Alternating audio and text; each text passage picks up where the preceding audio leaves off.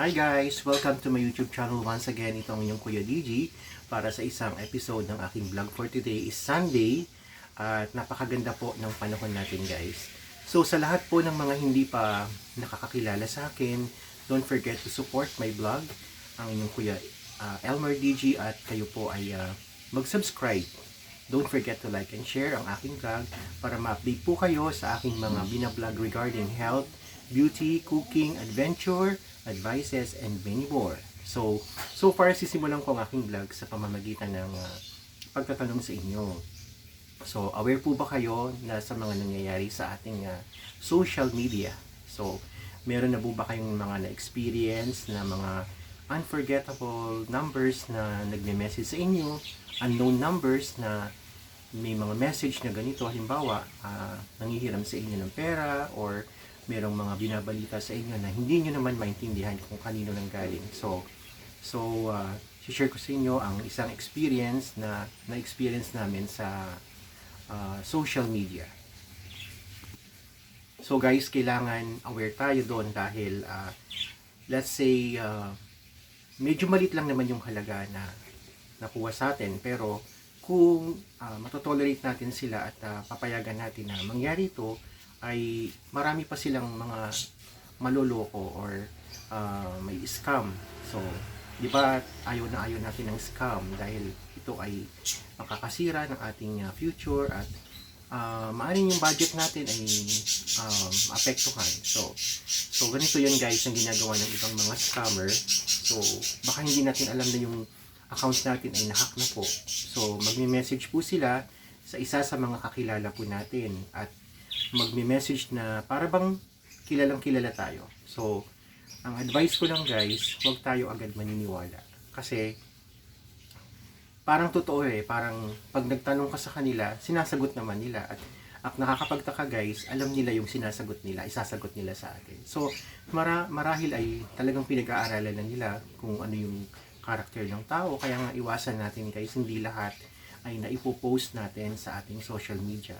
So, with regards to our confidentiality, yung ating mga accounts, yung ating mga sitwasyon, yung bawa, tayo ay sobrang overwhelmed tayo, natutuwa tayo, at hindi tayo aware na meron na palang tao na gagawa o gustong gumawa ng hindi maganda sa atin. So, one time, nagme-message po ako at merong nag-send ng message sa messenger ko.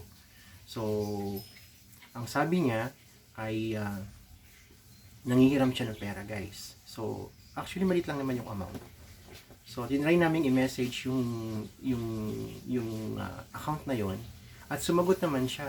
So, okay naman daw at yun daw ang kailangan niya talaga ng pera kasi pambayad daw ng electric bills and so on and so forth. So, ang tiwala naman namin kasi kilala namin yung taong yun. So,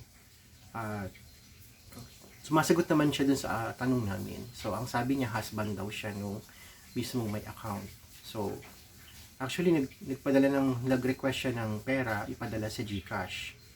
So, ako kasi guys, parang kinutuban ako kasi ganung oras, alas 10 ng gabi, nanghihiram ng pera. Bakit hindi na lang siya tumawag, di ba? Kung akong tatanungin mo, mas maganda ngayon, makausap mo ng personal ko. Gano'n man kalaki o kaliit yung hinihiram mo, personal kang manghiram, hindi yung message lang. At si oras pa ng gabi, yung patulog na kami.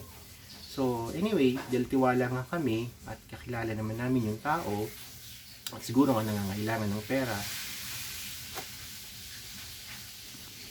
At ang sabi pa niya ay babayaran din niya agad sa kinabukasan. So, hindi kasi kami aware na may ganun palang scammer, no? Yung nang-i-scam. So, nagpadala ako through my GCash, isinend ko dun sa number na binigay niya. So, nag-confirm naman, tama naman yung number sa GCash, tama naman yung kasi di ba ang GCash guys, pag nagsisend tayo, meron namang confirmation doon, kung para kaninong number yon.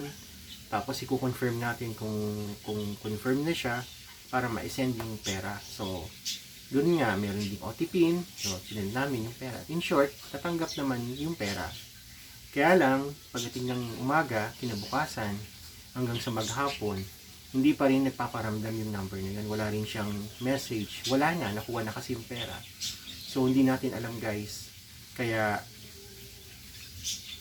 huwag tayong basta-basta magtitiwala. Once na tayo ay, pag regarding yan sa pera, ay see to it kung matatawagan tayo nung katransaction natin, tawagan natin sila. So, para ma-confirm na talagang siya yun na may kailangan sa atin. So guys, maging aware tayo, hindi lang sa Messenger, lahat ng platform.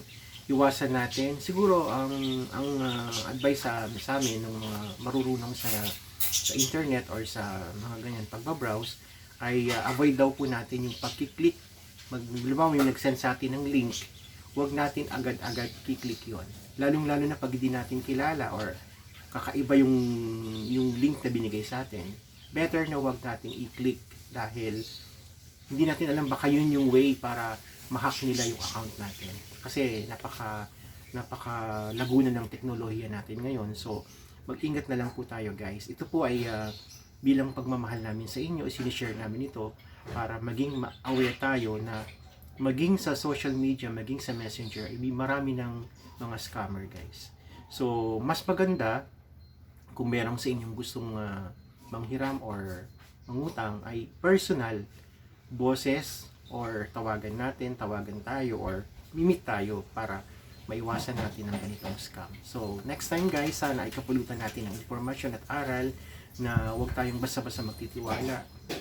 Lalong-lalo na pagdating sa ganyang bagay, siguraduhin po natin na talagang totoo yung kausap natin, na siya nga talaga yung taong kakilala natin. At always keep on mag-search tayo sa lahat ng mga pamamaraan na magagamit natin, information, maging aware tayo guys. Till next time, ang inyong Kuya DG at si Nyok Nyok, na aking alaga. Yan, Nyok Nyok. Nyok!